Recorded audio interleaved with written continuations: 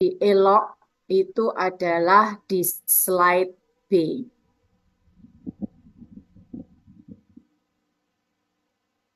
Di slide A.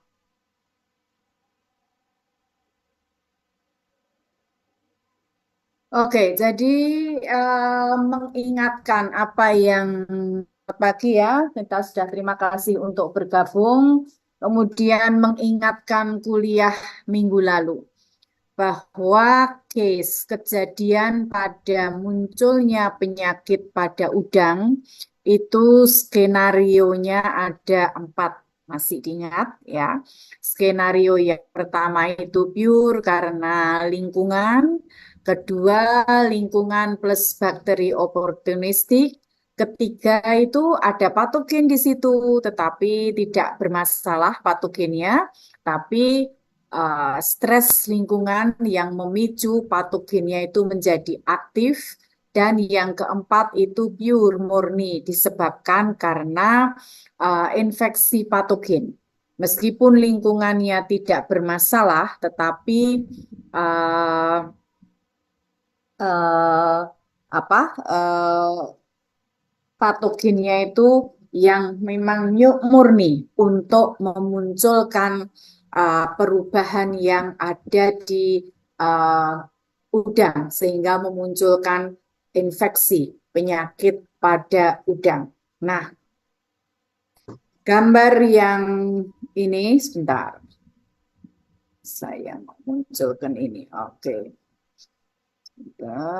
Ini, oke, saya munculkan pointernya aja. Oke, jadi yang slide yang di hadapan kalian ya, ini adalah gambaran Paneus monodon yang normal. Kalau kita lihat kulitnya dia bersih, kemudian kaki-kaki atau appendage-nya juga bersih, kemudian juga rostrumnya bentuknya lurus, dia juga punya anteni yang bagus ya, seperti itu. Nah, untuk warnanya, untuk pola warnanya kemarin sudah pernah kita singgung bahwa setiap spesies dari udang ya, dia punya spesies yang tersendiri-sendiri, itu dia punya warna pola yang berbeda. Sehingga kalau kalian mau mempelajari atau mau melihat penyakit yang ada pada udang, itu kalian harus lihat naturnya, spesies itu dia punya bentuk pola warna yang seperti apa. Jadi jangan dibilang ini kecoklatan, wah ini udang ini sakit, kemudian ini seperti ada pola ini udang ini sakit, tidak. Ya, jadi masing-masing itu dia punya pola yang uh, berbeda, spesies itu, dan juga warna yang berbeda, sehingga kalian kalau untuk menentukan bahwa warna ini normal atau tidak normal, polanya normal atau tidak normal, yang utama kalian harus mengetahui natur, warna alami dari udang ya, seperti itu. Nah, ini ini ada 2 udang ya yang ada di slide di depan kalian ya. Ini ada 2 udang, atas dan bawah. Yang sakit itu adalah yang di bagian bawah. Ini sama-sama ya. Kenapa ini kelihatan dari klinis, gejala klinis itu sakit? Karena dia warnanya dia berubah dari warna aslinya ya. Dia jadi kusam. Kemudian kalau dilihat area sefalotoraknya, ini ada nekrosis di area sefalotoraknya. Kalau kalian lihat di bagian appendage kakinya, ini juga nekrosis kaki dan bentuknya adalah kotor seperti ini. Ini menunjukkan bahwa udang yang di bagian bawah itu adalah udang yang sakit. Nah, kalau sakitnya itu semakin berat ya, ini kalian bisa lihat ya, masih sama-sama dengan udang yang tadi. Itu ya sesama ya. Ini seluruh permukaan kulitnya itu banyak akan ada kotoran. Kemudian juga kalau kita lihat anggota gerak appendage-nya sebagian nekrosis dan ada kotoran yang ada di area kaki. Ini menunjukkan bahwa ini sudah sakit dan sudah agak lama. Kenapa?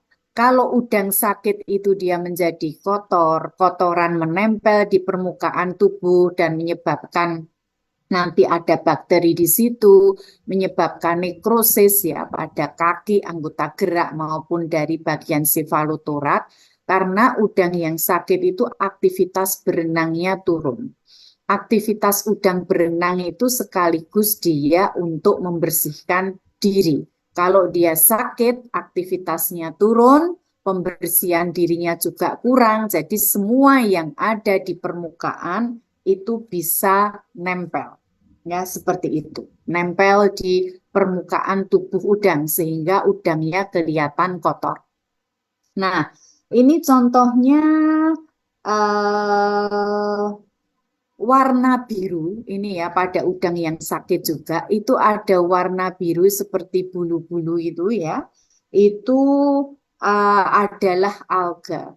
Dia menutup di seluruh permukaan tubuh udang. Dan biasanya ini juga ada ditemukan pada udang yang kondisinya sakit. Jadi warna birunya ya berwarna kebiruan itu adalah warna dari alga yang menempel di permukaan tubuh dari udang. Nah, kemudian ini kalau kita melihat ya sampling dari lapangan untuk melihat salah satu ciri udang itu sakit atau tidak, itu juga bisa dilihat dari kemampuan dia untuk makan. Ya, kalau di lapangan ditambak kita lihat di jaring pakannya. Kalau tersisa banyak pakan di situ, itu satu, kita bisa menentukan bahwa ada aktivitas makan yang berkurang dari udang yang bersangkutan. Kemudian kalau kita lihat individual udangnya, kita lihat udang itu mau makan atau tidak mau makan, itu bisa dilihat pada usus. Kemarin anatomi kita melihat bahwa area usus itu ada di daerah sini. Itu adalah di daerah midgut.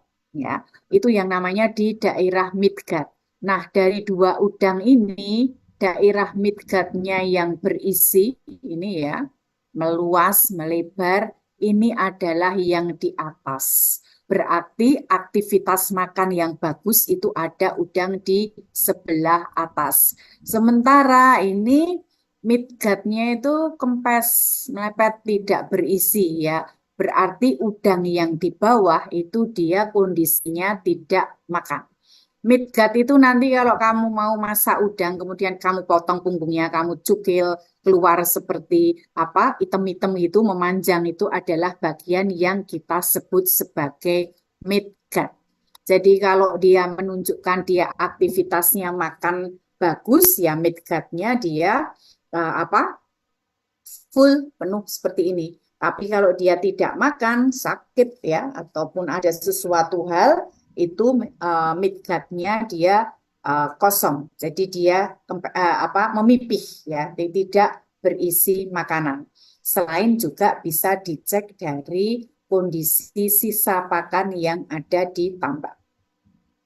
Oke, gejala klinis yang lain dari luar yang menunjukkan udang sakit itu adalah bagian dari uroput.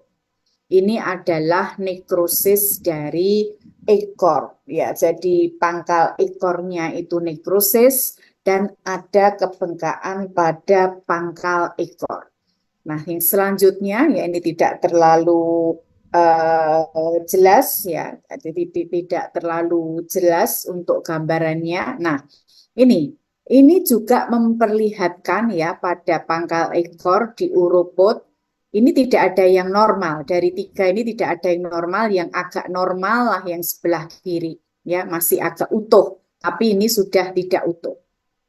Permukaan apa ujung dari ekor atau dari uropodnya ini geripis.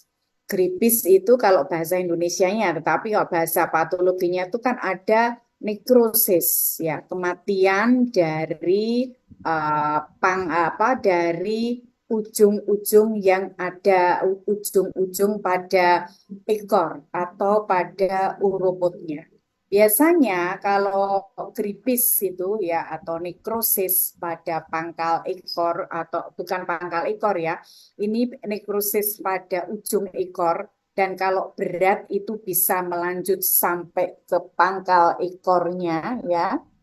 Nekrosis itu biasanya umumnya disebabkan karena faktor kondisi air yang tidak bagus. Faktor kondisi air parameter air yang tidak bagus, bisa nitritnya tinggi, bisa juga faktor yang lainnya, ada perubahan pH dan sebagainya. Plus kalau sudah ada dari lingkungan tidak bagus, itu bakteri yang oportunis itu mencampuri di situ sehingga membuat infeksinya semakin berat. Nah, kalau semakin berat, yang dari infeksi tadi yang hanya sekedar pada ujung dari ekor atau ujung dari uroput, ya, itu bisa melanjut sampai ke pangkal ekornya itu hilang. Kemudian ada nekrosis di pangkal ekor, ya, ada pembusukan juga karena bakteri yang oportunis tadi, dan ini biasanya menyebabkan kematian pada udangnya. Dan ini biasanya utamanya ya kalau bentuk seperti ini itu cek parameter dari water yang ada di situ. Kalian bisa tahu range normal parameter water dan apa saja parameter water yang berpengaruh pada kondisi ikan itu bisa kalian lihat, kalian cek ulang pada handouts yang sudah Ibu berikan. Oke. Nah, ini adalah gambaran ya untuk memperkenalkan bahwa ini adalah gambaran tambak udang ya. Jadi tambak yang sehat. Airnya bisa dari mana? Bisa dari air laut atau dari air ya dari sekitar, tetapi dia posisinya ya ada sekat-sekatnya satu tambak dengan tambak lain, kemudian juga ada aliran air yang seperti selokannya ya. Jadi untuk memfilter seperti itu, kemudian juga ada aerotor yang fungsinya untuk kontrol. Air tambak itu tidak selalu harus bening, bisa kelihatan tidak ya, tetapi meskipun itu tidak bening, itu tetap kondisinya parameter yang ada di situ itu terpenuhi sesuai dengan syarat. Nah, ini adalah gambaran dari satu tambak udang. Ya, ada satu tambak udang dan kalian lihat kalau kayak ini tidak terlalu jelas mungkin, tetapi airnya itu berbusa. Ada busa di permukaan air. Normalnya tidak. Harusnya tidak ada busa di permukaan. Ini ada busa yang banyak ya di permukaan dari air tambaknya. Ini biasanya busa ini disebabkan karena fitoplankton yang ada di dalam tambak itu natural ada atau ditambahkan juga ya biasanya itu banyak yang mati. Karena apa? Kematiannya itu karena adanya alga toksik yang mencemari air di tambak tersebut. Jadi air tambaknya itu jadi berbusa. Ya, ini karena berbusa itu disebabkan karena kematian fitoplankton yang disebabkan karena toksik alga. Nah, kalau kita lihat di air tambaknya berbusa seperti ini, kalian sudah bisa memperkirakan kondisi dari udang yang hidup pada tambak yang airnya berbusa. Ini gambarannya ya, udang yang hidup di tempat tambak yang berbusa tadi, itu kita lihat penutup insangnya itu dia berwarna kecoklatan. Jadi ada bintik-bintik berwarna kecoklatan ya yang kita temukan pada penutup insangnya. Nah, kalau di penutup insangnya itu kita buka, insang dari udang itu berwarna kecoklatan. Jadi warna insang udang kecoklatan itu tidak hanya karena tambak yang fitoplanktonnya banyak yang mati ya, tetapi nanti ada diferensial diagnosa yang lain yang berkaitan dengan perubahan pada insang berwarna coklat karena penyebab yang lain. Nah, salah satunya itu adalah penyebabnya ya warna coklat, kemudian pada insang, penutup insangnya ada bintik-bintik yang berwarna kecoklatan, itu kemungkinan ini disebabkan ya, ini memang pasti ini disebabkan karena kematian dari fitoplankton. Kalian masih ingat normal warna insang? Kalau normal warna insang itu kan bisa putih, kekuningan, transparan ya. Kalian lihat apa yang ada di handout. Warna kecoklatan, warna hitam, warna merah itu menunjukkan sesuatu yang abnormal. Seperti itu. Nah, ini warna kecoklatan ya yang ada pada pada tambak yang berbusa tadi. Oke, kita sekarang melihat. Jadi untuk bikin tambak itu juga kita harus cek tanah dasar tempat tambak itu dibikin ya. Jadi harus tanahnya kandungan mineral, kandungan asamnya juga harus dipertimbangkan juga. Ini adalah dasar tanah ya tambak ya, dasar tanah tambak yang mengandung asam sulfat. Jadi warna tanahnya itu dia agak kemerahan. Pemeriksaan menunjukkan dia kandungan asam sulfatnya cukup tinggi. Apakah ini berpengaruh pada udang yang dipelihara di situ? Iya. Ini penutup insangnya itu bengkak. Ya, ada penutup insangnya tuh bengkak. Meskipun di sini juga ada apa warna apa eh, warna bercak-bercak kecoklatan, tetapi yang lebih utama penutup insang itu bengkak. Itu bisa disebabkan karena umumnya ya disebabkan karena eh, tanah dasar tambak itu asam sulfatnya tinggi. Nah, ini adalah gambaran ya yang kita sebut tadi juga part abnormal. Ini insang atau gill dari udang yang berwarna hitam. Nanti di slide B akan kita jelaskan bahwa warna hitam pada insang udang itu bisa disebabkan oleh faktor infeksi maupun faktor non-infeksi.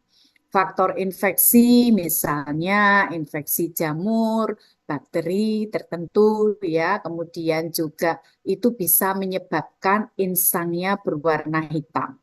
Non-infeksi yang menyebabkan insang berwarna hitam itu biasanya disebabkan karena lingkungan tempat tinggal udang itu sendiri.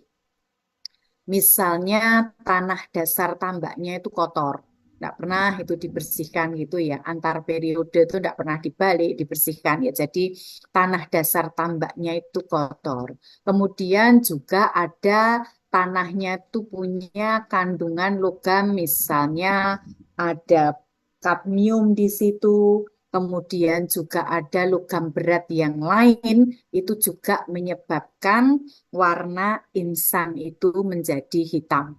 Jadi harus dibedakan antara warna hitam yang disebabkan karena faktor lingkungan dan yang artinya non-infeksi dan warna hitam yang diakibatkan oleh infeksi agen penyebab. Penegakannya gampang, periksa kondisi lingkungan, dan yang kedua adalah isolasi agen penyebab. Ya, itu yang biasa kita kerjakan kalau kita bekerja dalam skala lab. Oke. Nah, ini beda lagi. Ini ada insang yang warnanya kemerahan atau sebetulnya tidak merah di sini, tetapi warnanya itu pink, pink sampai kemerahan.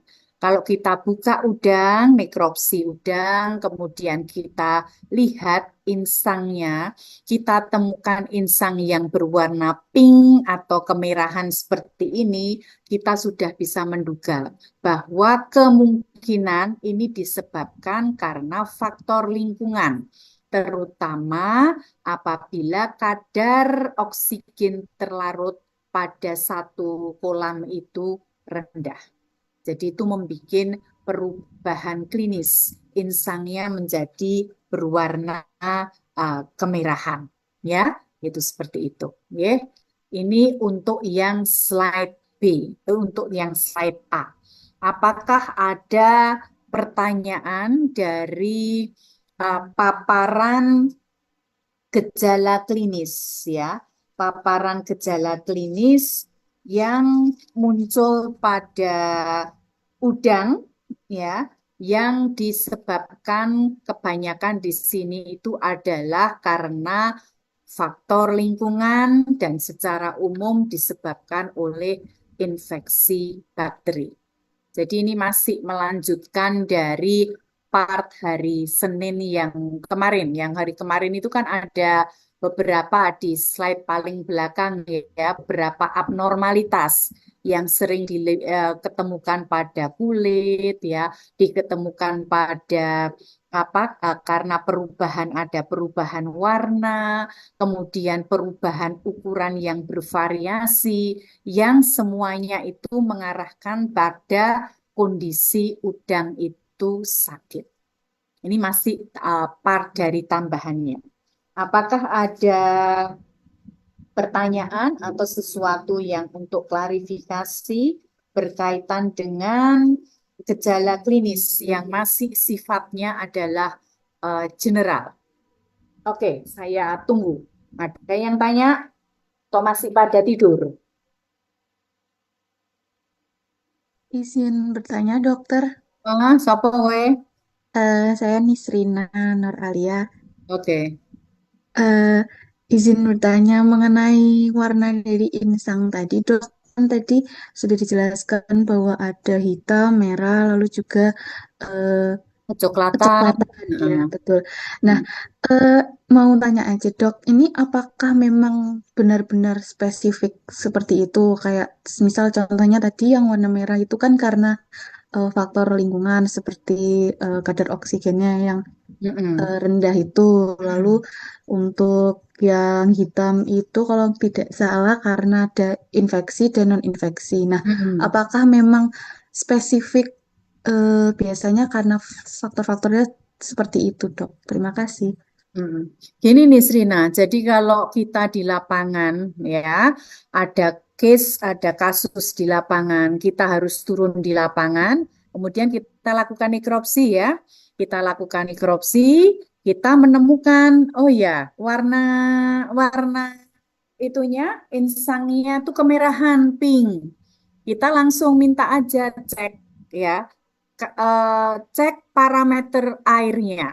Salah satu parameter air yang harus dicek itu misalnya oksigen terlarut ya. Kalau oksigen terlarutnya di itu rendah ya, itu biasanya ada kematian, kemudian warna insangnya jadi merah.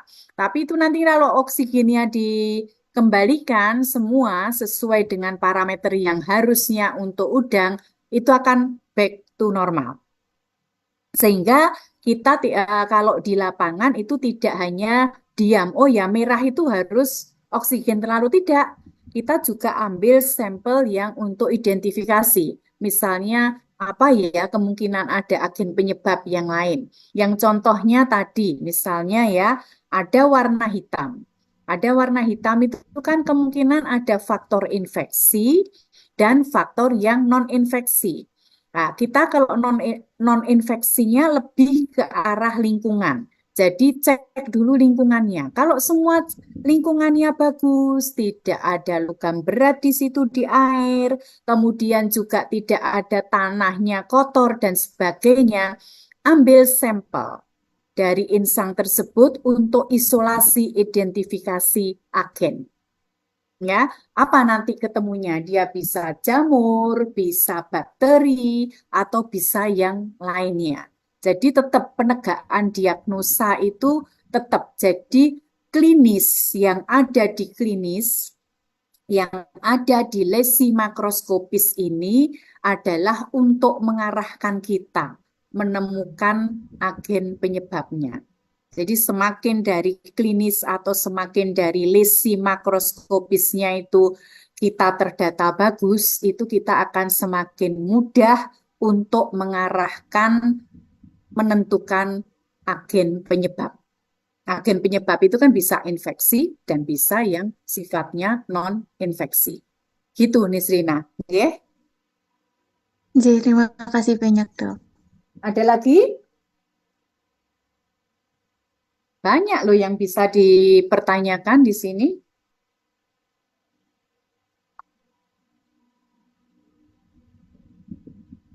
Ada? Kalau tidak ada, saya stop share, saya kembali ke slide B.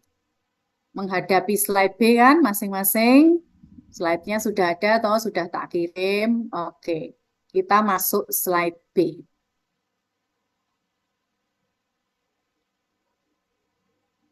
Oke, di slide B ya, di slide B ini kita akan membahas sebetulnya ya, akan kita diskusikan secara bersama-sama beragam eh, penyebab. Yang di sini yang saya utamakan itu adalah agen penyebab yang asalnya dari bakteri, virus, jamur, dan protozoa. Kemudian virus itu yang paling banyak ya, karena kalian tahu dari kuliah pertama bahwa kasus yang sering terjadi pada udang itu hampir 80% ke atas itu penyebabnya adalah virus plus tambahan bakteri. Yang lain-lain itu tidak terlalu banyak ya, meskipun ada satu protozoa yang parasit yang pengobatannya cukup susah di situ. Ya, oke. Nah, kita di sini nanti akan membahas masing-masing dari penyebab ya agennya. Kita start dari virus, kemudian kita lanjutkan dengan bakteri, kemudian jamur dan protozoa serta silia. Tapi di hands-out yang saya berikan itu juga ada tambahan non-infeksi ya, ada yang karena defisiensi vitamin dan sebagainya ya, itu nanti tolong untuk dipelajari, untuk dibaca juga. Tapi kita fokuskan untuk yang infeksius saja. Oke, yang pertama. Slide pertama itu menunjukkan udang yang sebetulnya ya yang terinfeksi oleh DNA virus. Ya, kalian masih tahu infeksi viral? Apakah di antara kalian masih tahu ya? Nanti masih ingat infeksi viral, ya, infeksi virus itu kalau jaringannya itu diambil, organnya diambil, diproses untuk histopatologinya, tipikalnya kalian menemukan apa? Kalau itu secara umum, infeksi pada virus. Ada yang Badan masih inklusi, ingat? badan inklusi kan dok. Benda inklusi, siapa namamu? Maulina Eril.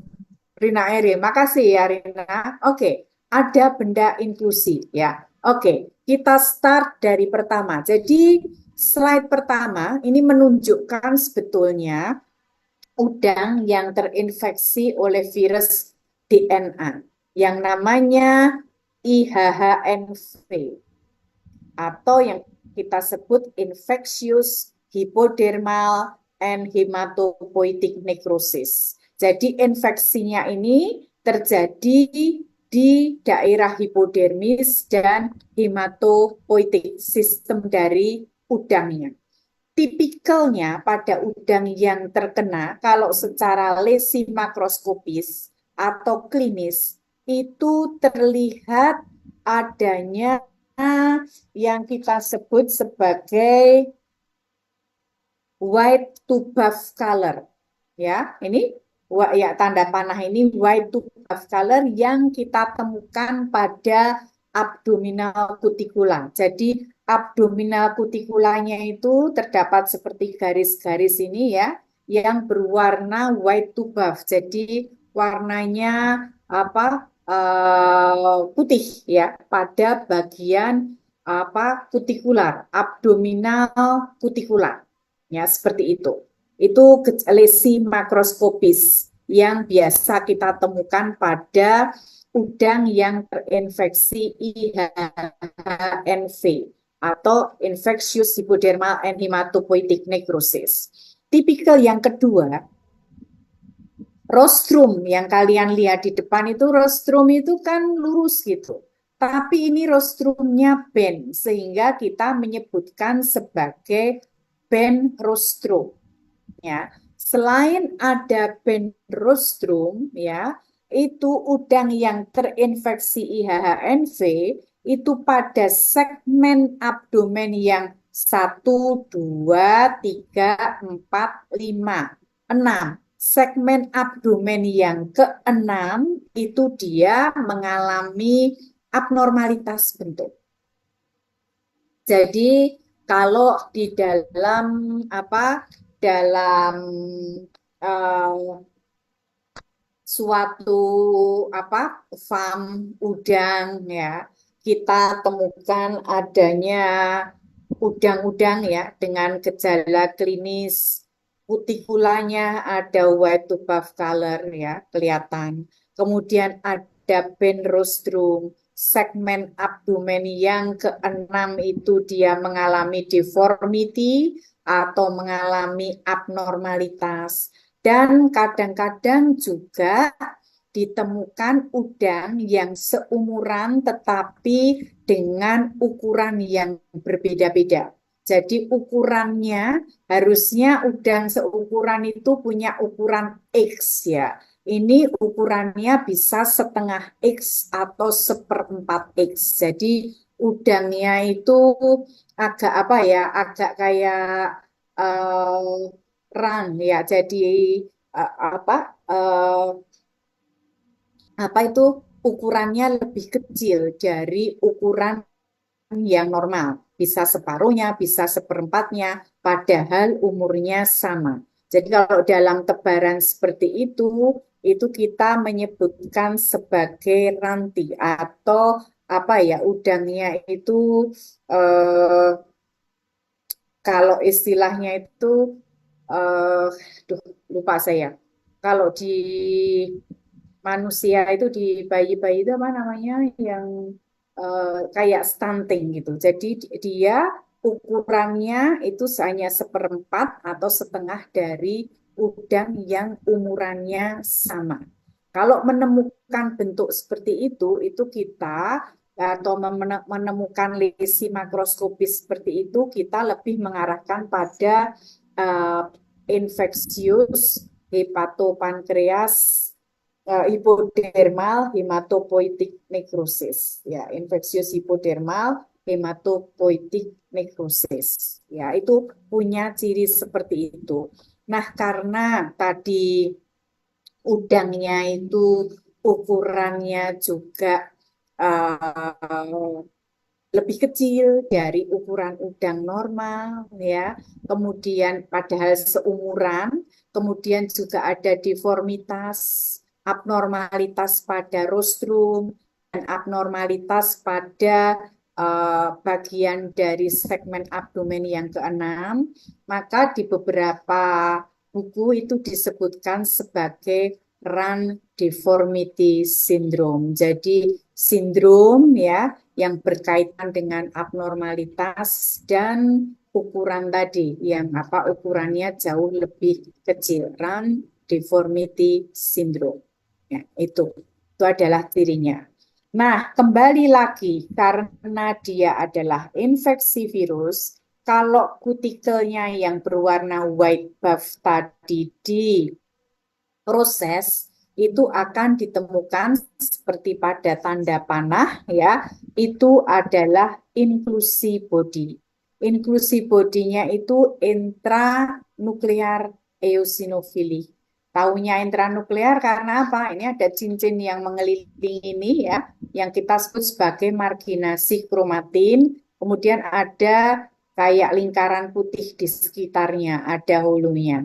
Ini adalah inclusive body intranuklear, kemudian warnanya adalah eosinofilik, berwarna berwarna eosinofilik ya. Kemudian kalau kita perbesar di sini akan lebih kelihatan ini pada kutikel ini apa inklusi body intranuklear eosinofilik ditandai dengan adanya gambaran yang kita sebut sebagai uh, marginasi kromatin ya hitam itu. Kemudian yang infeksi yang kedua itu adalah BMN, baculoviral midgut gland necrosis. Ini juga ada inklusi bodinya, tapi inklusi bodinya itu ya dia ini adalah organ pankreas. Dia ada inklusi body ya, tetapi bentuk inklusi bodinya itu dia hipertrofi membesar gitu, kemudian dia irregular teratur ya, tidak teratur, ada yang bentuknya seperti ini, ada yang bentuknya seperti ini dan itu ya apa warnanya itu tidak eosinofilik tetapi basofilik ya seperti itu. Ini bentuknya juga irregular ya, tetapi beragam ini bentuknya irregular basofilik ya, jadi gede-gede irregular basofilik ya seperti itu. Dan ini ada di organ hepatopankreas. Jadi PMN ini sebetulnya uh, kematian tertingginya masih ingat ya, kalau pada tingkat survival di udang itu kematian tertinggi itu survivalnya itu kan tingkat kematiannya banyak ditemukan pada stadium post larva juga. Jadi kalau yang untuk BMN ini khusus untuk apa penyakit yang ada di hepatopankreas dari udang. Nah, kadang-kadang pada kasus yang terjadi di lapangan ya, BMN itu dia bergabung. Jadi ada double infeksi ya, double infeksi antara BMN dan yang satunya monodon baculovirus dengan MPV. Ini bisa dicirikan ya kalau yang BMN ini yang inklusi bodinya itu basofili, kemudian yang MPV monodon baculovirus itu inklusi bodinya yang eosinofilik ya, intrasitoplasmik atau intranuklear. Jadi tapi tergantung ya, tetapi itu basofilik ya, inclusion body itu untuk yang BMN, sementara yang merah eosinofilik ini yang untuk MPV. Sama juga monodon baculovirus itu adalah DNA virus juga. Nah, monodon baculovirus ini kalian di skenario ini organnya adalah juga di hepatopankreas juga ya.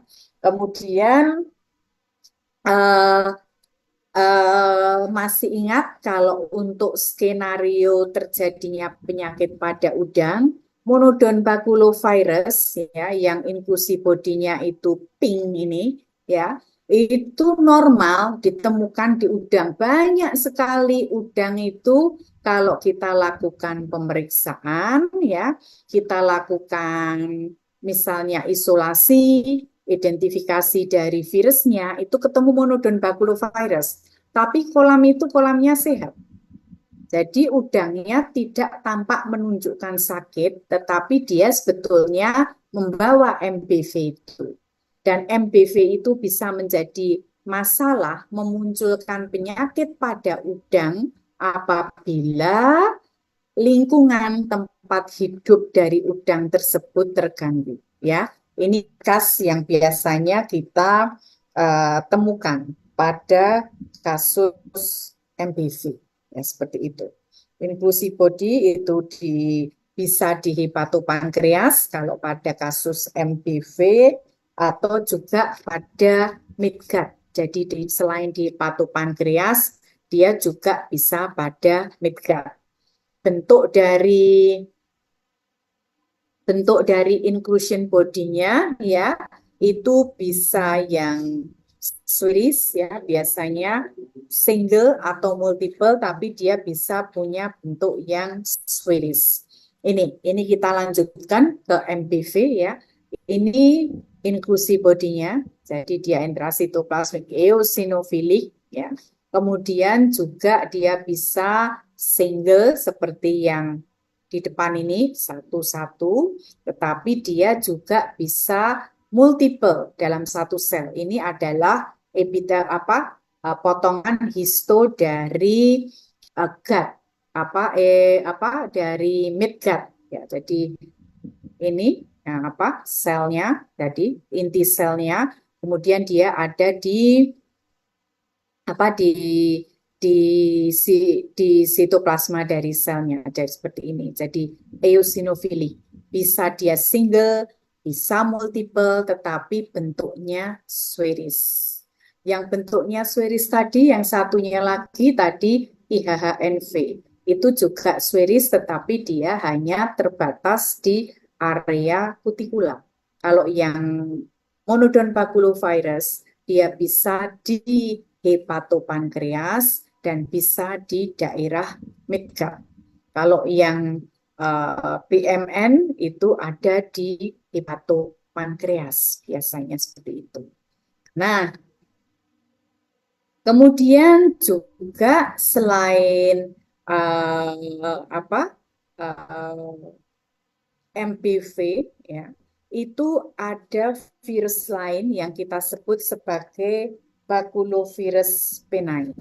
Ya, baculovirus penai ini juga menyebabkan kematian ya. Biasanya kalau pada kasus yang ada di hatchery ya, jadi di tempat untuk pembibitan itu kematian tertinggi banyak ditemukan pada misis. Ya, misis itu stadium dari larva. Masih ingat ya. Kemudian bentuk tipikalnya ya, ini bentuk tipikal dari inclusion bodinya itu dia juga warnanya eosinofilik ya, ditemukan bisa pada hepatopankreas, bisa pada midgut, dan bentuknya itu segi banyak. Coba kalau kita perbesar ya, itu bentuknya seperti ini. Ada polihedral, jadi ada bentuk yang segitiga, ada bentuk yang bentuk yang segitiga atau bentuk segi banyak polihedral. Itu adalah contoh pada kasus BP, virus inclusion body, dia ditemukan baik di hepatopankreas maupun di epitel dari midgut. Jadi kita sudah menemukan 4 ya, IHHNV, MPV, kemudian baculovirus, penai, kemudian yang satunya PMP. Masing-masing semua ada inklusi body dengan bentuk-bentuk inklusi body yang tipikal. Tapi kadang-kadang di histopatologi itu kita tidak menemukan apa inclusion body-nya secara yang tipikal. Jadi kalau kita dapat sampel udang, kemudian kita periksa baik di hepatopankreas ataupun midgut ya, itu kita temukan adanya inklusi bodi, eosinofilik ataupun basofilik, itu kita hanya bisa menjelaskan bahwa ini penyebabnya virus. Penentuan virusnya apa ya kita hanya mengarahkan aja kemungkinan MPV, kemungkinan BP atau kemungkinan BMN seperti itu ya. Tetapi penegakannya itu dengan teknik molekuler itu yang lebih tepat ya dengan menggunakan PCR. Seperti itu juga yang ada di IHHNV tadi. Jadi penegakannya jauh lebih akurat. Tapi kalau dari segi histonya, kita hanya bisa tahu dengan bentuk seperti ini, itu kita menduganya penyebabnya adalah virus. Dan kalau inklusi bodinya punya bentuk tipikal, ada yang Swedish, ada yang Swedish tunggal, kemudian Swedish yang multiple, eosinofilik, kemudian ada yang basofilik, besar-besar irreguler, kemudian juga ada yang bentuknya trianguler atau polihedral. Kita tahu itu virus, kita tahu arahannya, tetapi tegakkan diagnosa itu dengan pemeriksaan molekuler. Oke, seperti itu. Nah, yang sekarang, yang berikutnya itu adalah infeksi virus yang secara lesi makroskopis atau klinis sefalotorak dari udang itu kelihatan berwarna kuning sampai kecoklatan. Ini adalah yellowhead virus. Ini adalah single stranded bukan DNA, melainkan adalah RNA virus. Jadi sefalotoraknya dia bengkak, berwarna kuning sampai kecoklatan. Biasanya juga kuning kecoklatan. Kemudian tidak hanya di sefalotorak, tetapi juga bisa masuk sampai ke hepatopankreas ya. Jadi warna hepatopankreasnya itu berubah menjadi warna kuning yang pucat. Seperti itu ya. Itu adalah gambaran dari apa yellowhead virus. Ini tidak terlalu jelas ya, terlalu terang. Kemudian kalau dibuka ya daerah sefalotoraknya itu ada brown coklat ya, diskolorasi coklat yang kita temukan pada gilnya, pada insangnya. Nah, kalau sama-sama dengan tadi kasus yang berkaitan dengan apa lingkungan, misalnya ada apa kematian fitoplankton dan sebagainya kan juga coklat juga. Jadi kesimpulannya bagaimana? Kesimpulannya anamnesa melihat kondisi lingkungan itu juga bisa dipakai untuk menegakkan diagnosis juga. Ya, jadi untuk membantu menegakkan diagnosis karena ini sama-sama coklat. Kita tidak tahu dapat sampel sama-sama coklat. Coklat itu dia bisa disebabkan karena tanah tambaknya juga apa uh, asam sulfat tadi bengkak juga ya. Kemudian yang satunya warna coklat itu karena apa kematian fitoplankton. Warna coklat di sini juga karena yellowhead virus. Jadi kalian harus tahu sejarahnya dulu. Bagaimana kematiannya, bagaimana lingkungannya. Yang penting lingkungannya dulu bagaimana. Kemudian bagaimana pola kematian itu yang harus dipegang untuk mengarahkan kalian membuat diagnosa, menentukan diagnosa. Ya, seperti itu. Itu yellowhead virus. Nah, warna coklat ini sebetulnya adalah area dari apa insang yang nekrosis. Ini gambaran insang, histologinya insang. Ini gambaran insang yang nekrosis. Intinya beberapa inti semua masih normal, tapi inti yang padat-padat seperti ini, ya, padat-padat seperti ini, ada clumping kromatin ya yang menyebabkan dia menjadi mengkerut kehitaman. Ini yang kita sebut sebagai inti yang pignotik. Inti yang pignotik ini ya tanda panah, kemudian di sini juga ada, di sini ada, itu menunjukkan, dan ini juga inti yang pignotik itu menunjukkan bahwa jaringan atau sel yang bersangkutan itu mengalami nekrosis. Jadi cirinya adalah nekrosis, kalau histopatologinya adalah nekrosis dari sel epitel dari insang. Ya, seperti itu. Hipnotik. Ya. Kemudian yang satunya setelah yellowhead itu ada gambar yang cantik di sini. Jadi ini udang, karapasnya kelihatan ada spot-spot-spot yang berwarna keputihan. Tadinya spot-spot itu muncul individual. Karena jumlahnya banyak, dia bisa mengumpul menjadi satu. Ya, bercak putihnya itu sebetulnya apa? Bercak putihnya itu apakah hanya ada di karapas atau ada di bagian luar saja, apakah juga dia bisa sampai ke bagian dalam? Bisa. Dia bisa sampai ke internal organ juga, epithelial cell, lymphoid organ, dan sebagainya. Ini yang disebut sebagai white spot. Penyakitnya disebut sebagai white spot syndrome baculovirus simplex, WSPV. Jadi pada kasus udang yang terinfeksi WSPV tadi ya, white spot syndrome baculovirus, itu white spotnya ini disebabkan karena adanya proses pengendapan kalsium yang ada di epidermis, deposit garam kalsium. Tapi kadang-kadang juga ada spotnya itu tidak hanya berwarna keputihan, tetapi juga spot yang berwarna pink sampai agak kemerahan.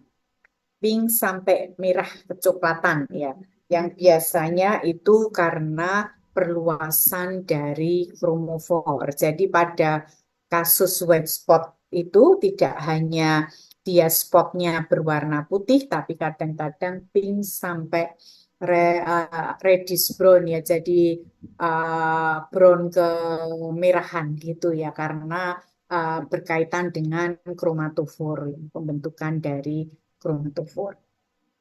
Ini adalah gambaran dari WSBV. Nah, ini sama di kutikulanya juga. Ini ada inklusi body intranuklear, kemudian ada eosinofilik.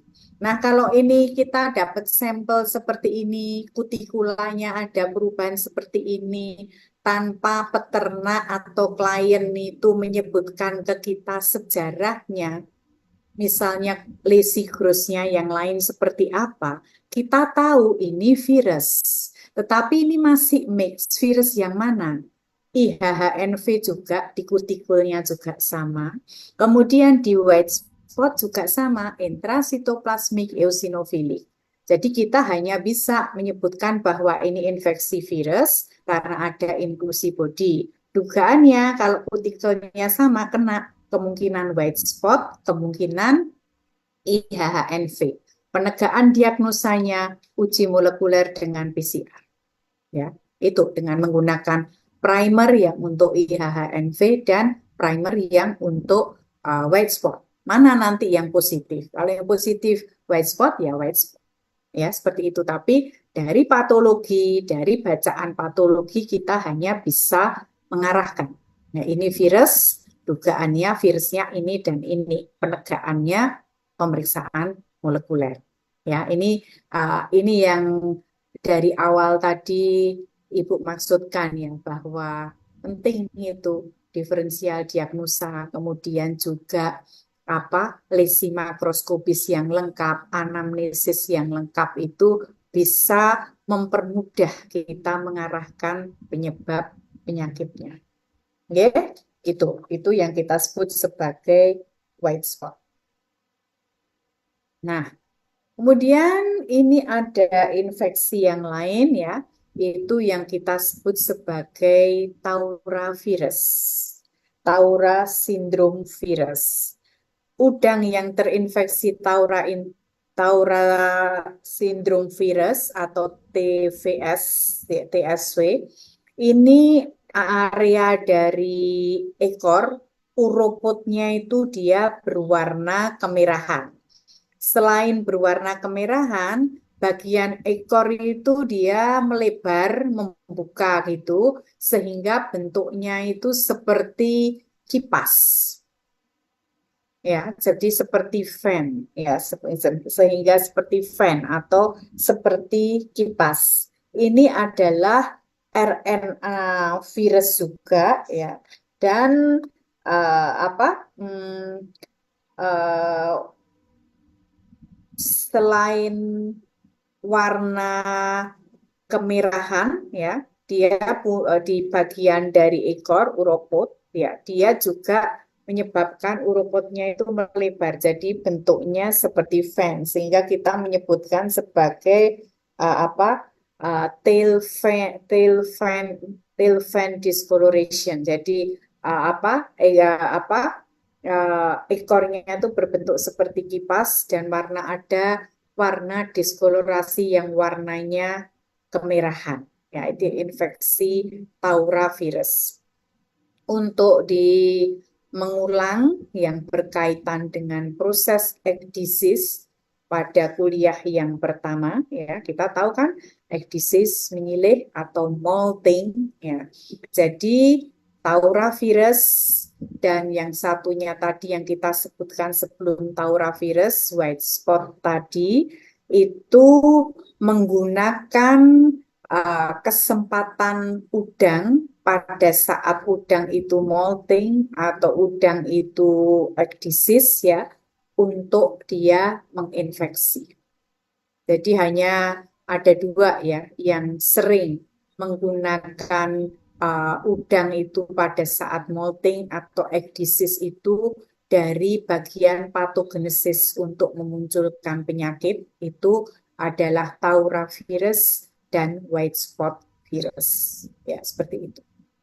Jadi dia patogenesisnya itu melalui ini udang pada saat udang itu molting. Kenapa? Karena pada saat udang molting sudah kita jelaskan di pertemuan yang sebelumnya itu kan kulitnya soft. Selain kulitnya soft, proteksinya juga belum full sehingga dia masuk melalui celah yang belum teramankan itu.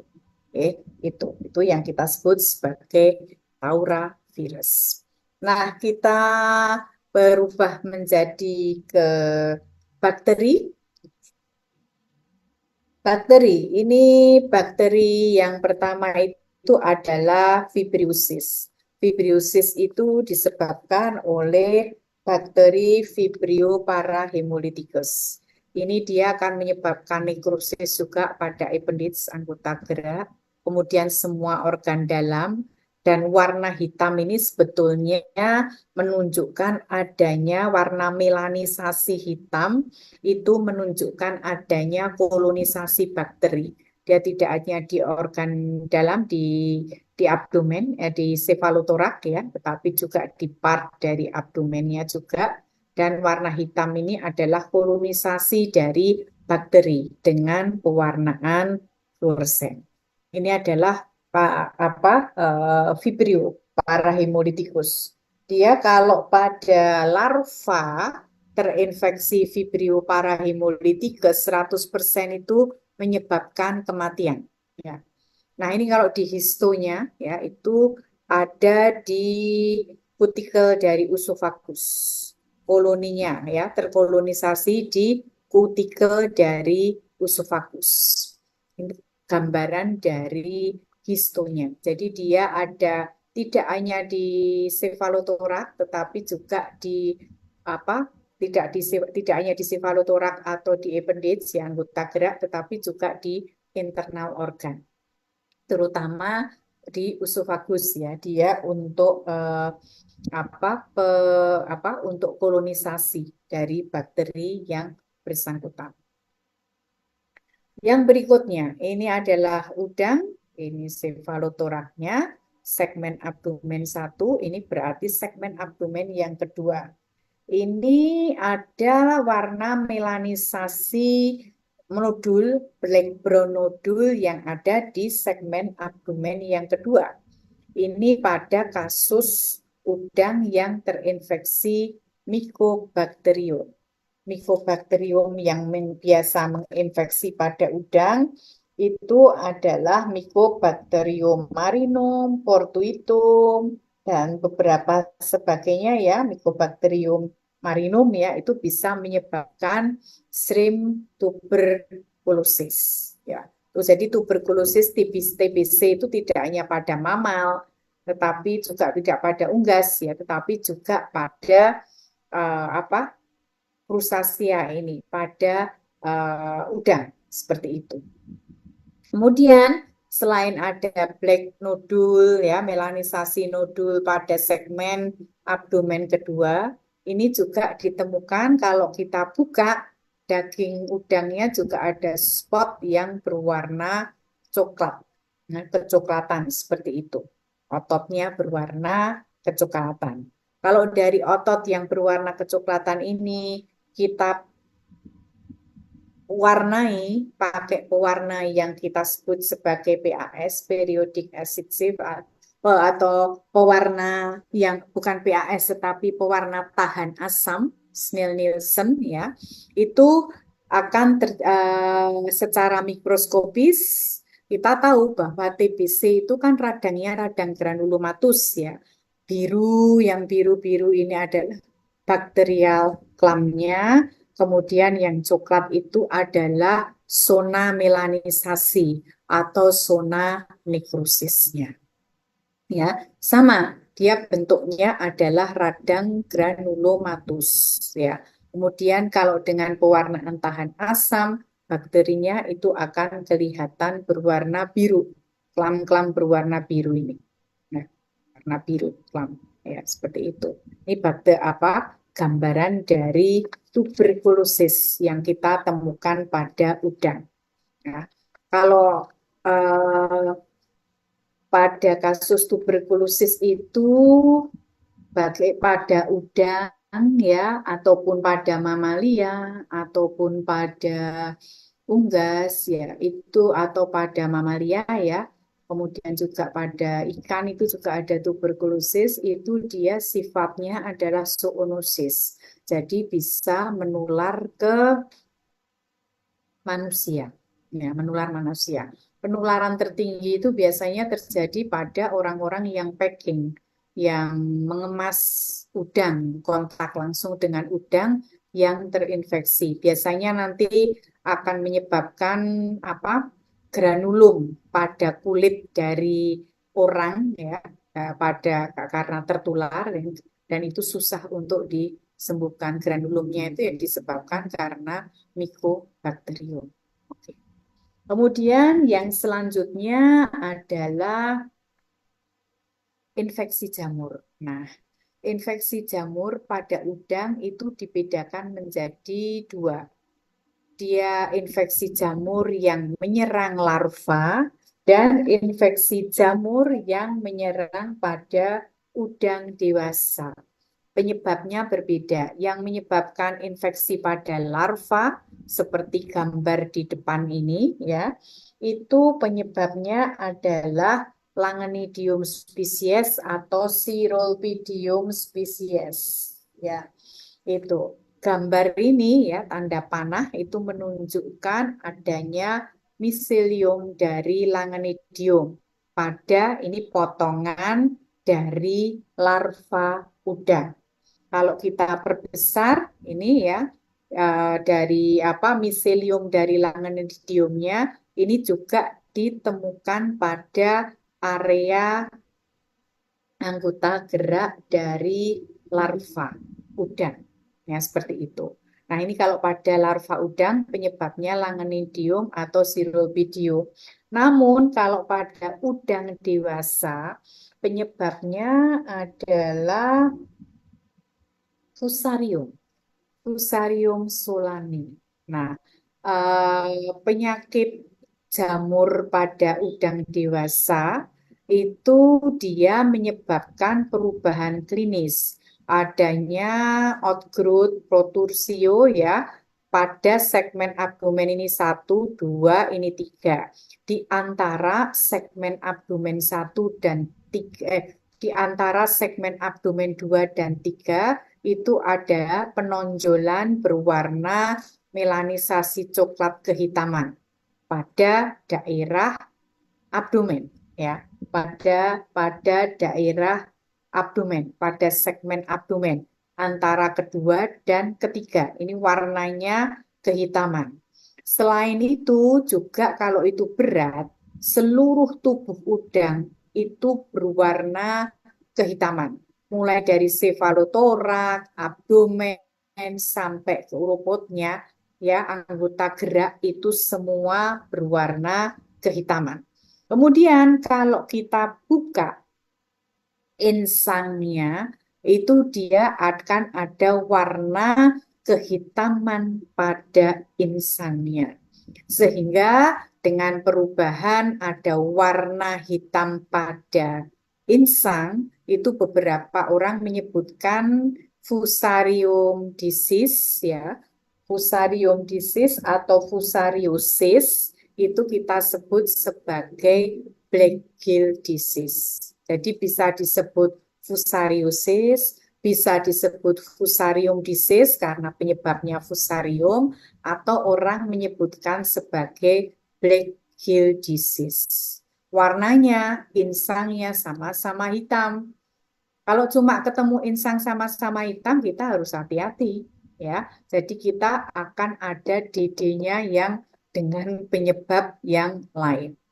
Sehingga lesi makroskopis yang lain atau gejala klinis yang lain itu harus disebutkan. Sehingga kita akan yakin kita mengarahkan pada penyebabnya. Infeksi jamur misalnya seperti itu. Atau dengan menggunakan kerokan saja, misalnya dari lesi yang mengalami melanisasi yang muncul di antara segmen kedua dan ketiga tadi, diambil, dikerok, kemudian diamati di bawah mikroskop, mesti itu ada potongan hifanya. Atau kalau yang misalnya pada pada yang uh, larva tadi ada miseliumnya seperti itu. Ya, itu yang biasa kita pakai untuk menegakkan dari suatu diagnosa. Kemudian yang belum terakhir, dua dari terakhir. Ya, ini adalah gambaran dari pengecatan HIMSA ya pada kasus Microsporidia infection.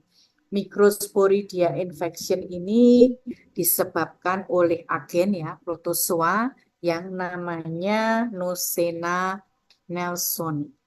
Dengan pewarnaan gimsa, nih warnanya seperti ini. Ini adalah agen penyebabnya. Kayak badian kecil-kecil seperti ini ya. Nah, udang yang terinfeksi oleh nosema ya, yang normal ini udangnya di bawah, yang di atas ini udangnya tuh kelihatan putih semua, masif sudah ototnya putih semua seperti itu. Ini yang atas itu yang terinfeksi ya oleh Nosema nelsoni. Kalau kita buka daging udangnya itu sudah kayak spon, pus-pus gitu ya, soft, lunak, dan teksturnya itu seperti kapas. Sehingga penyakit ini disebut juga sebagai penyakit udang kapas atau cotton shrimp disease. Ya, bentukan seperti kapas ini terjadi di seluruh dari bagian tubuh udang. Jadi bentuknya tuh apa ya kayak gampes-gampes gitu loh. Sudah tidak ada dagingnya lagi, tetapi bentuknya seperti kapas. Karena yang bentuk seperti kapas itu sebetulnya adalah perkembangan dari protozoanya. Kalau dia berat ya, kadang-kadang bentuknya berbenjol-benjol sehingga kita mengiranya itu adalah bentukan tumor, padahal bukan ya seperti itu. Nah, ini juga dia bisa menyebabkan lokal lesinya itu ada pada gunat dan juga pada seluruh karapas. Coba kalian bedakan apa beda lesinya kalau dibandingkan dengan white spot dan apa microsporidia infection.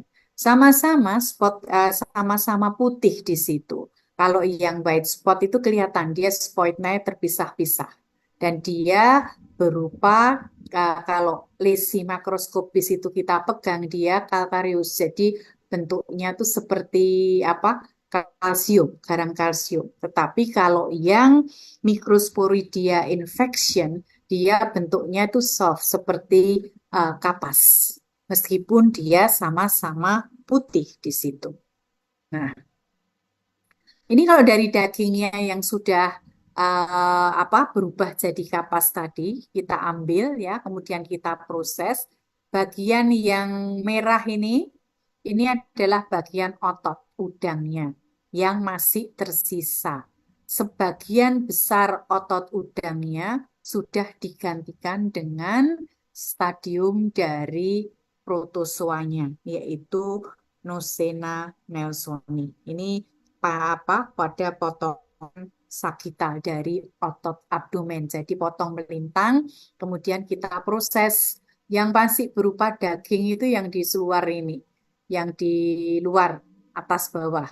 Yang tengah, yang ungu ini adalah uh, bagian dari protozoanya. Sehingga kalau dia semakin berat, ya sudah, itu semua berubah menjadi bentuk seperti kapas tadi.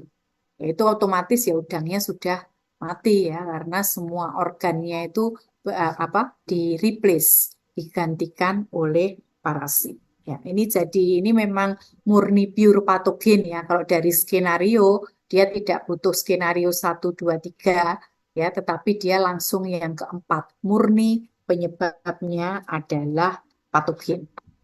Oke, yang terakhir ini adalah infeksi silia. Jadi udang biasanya sakit ya, aktivitas bergeraknya berkurang, kemudian dia ditempeli oleh siliata.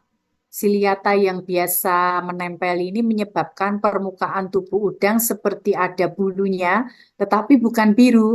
Kalau biru tadi kan yang apa? Biru tadi itu yang bang apa?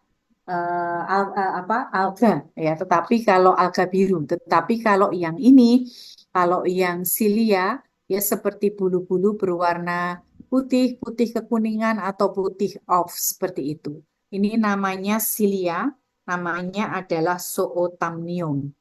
Dia bisa apa menyebabkan infeksi juga pada insang bronkitis ya dia dan menyebabkan insangnya itu berwarna kecoklatan. Ya, warna insang kecoklatan. Jadi kalian sekarang tahu warna insang coklat itu tidak cuma karena ada kematian alga pada tambak yang disebabkan karena uh, kena kematian fitoplankton yang disebabkan oleh toksik alga ya, tapi coklat itu banyak sekali ya. Taura juga seperti itu. Kemudian juga apa Ciliata juga seperti itu. Kemudian berbagai juga infeksi juga akan memunculkan DD yang mirip sehingga apapun gejala klinis yang lain atau anamnesa yang lain ya itu diperlukan untuk penegakan diagnosa. Jadi di insangnya berwarna kecoklatan juga berkaitan dengan nekrosis ya dari insangnya. Nah, kalau dibikin mikroskopis, ini potongan insang, kemudian yang kecil-kecil ini adalah zootamniumnya, tidak terlalu kelihatan di situ. Oke, itu sudah ya. Jadi untuk kuliah udangnya ya, baik slide A dan slide B sudah kita bahas ya. Apakah ada pertanyaan yang berkaitan dengan slide A dan slide B tadi?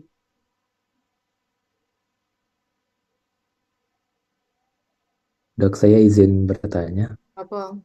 Apa gue? Jona, Dok, Mm-mm. tentang tadi MBV itu bentuknya Sweris. Nah, itu tulisan Sweris itu kayak gimana ya, Dok? Sweris, tulisan Sweris. Iya, Dok. Kamu Sweris. Sweris.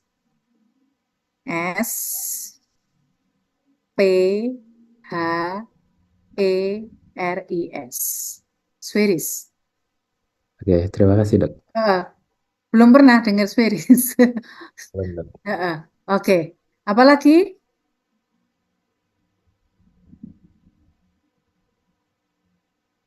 Ada lagi yang bertanya yang berkaitan dengan eh, slide satu, slide A, slide B boleh, atau pertanyaan yang dari kemarin. Adakah yang bertanya?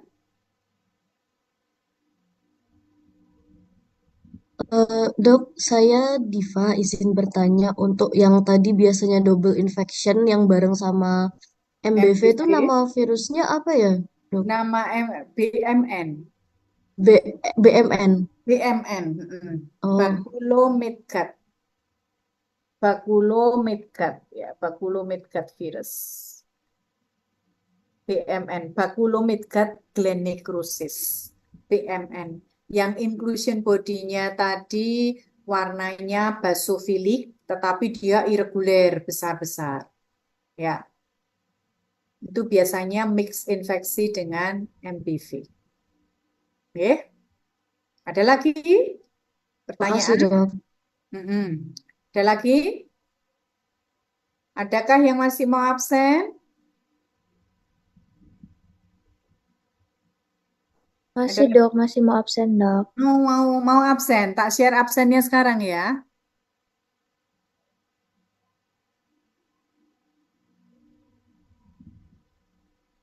Oke, sambil nunggu temanmu absen.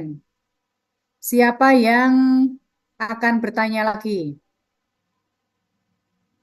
Ntar Sambil saya nunggu. bertanya. Hah? Siapa? Jessica dok. Jessica, apa? Tadi yang di udang dewasa itu ada yang disebabkan oleh fusarium. Mm-mm. Nah, itu menyebabkan perubahan gejala klinisnya berupa outgrowth. Outgrowth apa ya tadi dok? Saya kurang jelas. Jadi klinisnya kalau pada udang dewasa itu dia ada nodul, tapi di segmen abdomen protusi itu muncul gitu ya, outgrowth muncul, nodulnya itu di antara segmen abdomen kedua dan ketiga. Selain itu juga kadang-kadang menyebabkan udangnya keseluruhan tubuh, baik sefalotorak, abdomen, uropod itu berwarna kehitaman. Insang hitam. Oke, ya. Protrusi, protrusi itu dia kayak muncul ya, outgrowth muncul di permukaan, nodul ya, melanisasi nodul berwarna eh, coklat kehitaman antara segmen abdomen yang kedua dan ketiga. Itu ciri kalau pada case apa eh, jamur ya. Baik, terima kasih dokter. Mm-mm. Oke. Ada lagi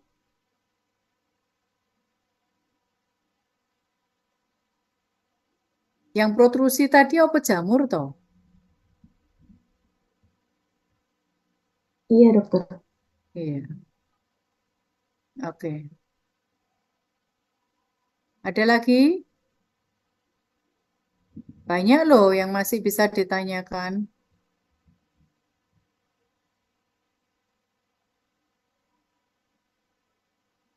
Mm-mm. Ada loh yang masih banyak ditanyakan sebetulnya. Sudah? Sudah absensi semua? Tidak ada pertanyaan?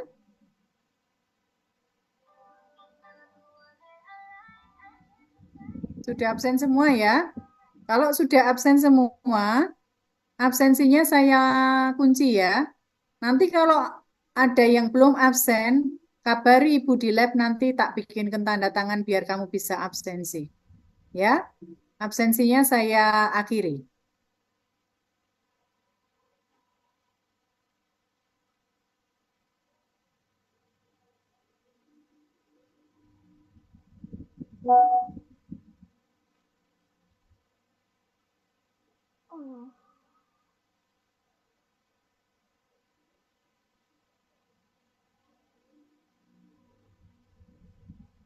Saya stop share. Oke, ada pertanyaan? Kalau tidak, biarkan terima kasih ya. Kalau nanti ada sesuatu yang butuh ditanyakan, kalian bisa ke lab patologi atau WA Ibu secara langsung ya. Nanti bahan ini yang akan kita pakai untuk ujian tengah semester. Jadi tidak hanya yang saya presentasikan, tetapi semua yang saya unggah di Elok juga. Kalian butuh untuk pelajari itu. Oke, terima kasih waktunya sudah bergabung ya untuk hari ini. Kemudian saya izin untuk mundur dari apa